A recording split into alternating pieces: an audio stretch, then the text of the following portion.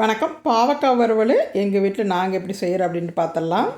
பாவக்காயை வந்து சும்மா வறுத்து உப்பு மிளகாத்தூள் போட்டு எடுத்துக்க போகிறோம். வேறு ஒன்றும் பண்ண போகிறது கிடையாது.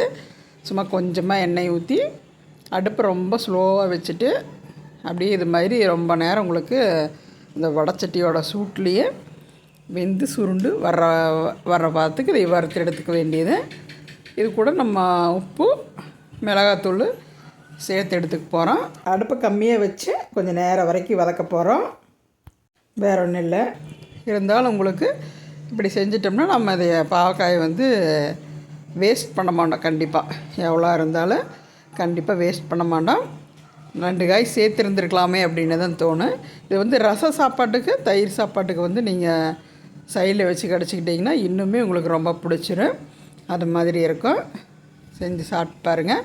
இதில் வந்து பொட்டாசியம் சத்து கால்சியம் சத்து அதிகமாக இருக்குதுன்னு சொல்லுவாங்க. சர்க்கரை இருக்கிறவங்க இது கொஞ்சம் அதிகமாக சேர்த்துக்கிறது ரொம்ப நல்லதுன்னு சொல்லுவாங்க. அது மாதிரி நம்மளுக்கு தெரிஞ்ச மருத்துவ குணங்கள் சிலது தான், தெரியாதது நிறைய இருக்குது. இது மாதிரி செஞ்சு சாப்பிட்டீங்கன்னா கண்டிப்பாக உங்களுக்கு எல்லாருக்கும் பாவக்காய் ரொம்ப பிடிக்கும். நன்றி, வணக்கம்.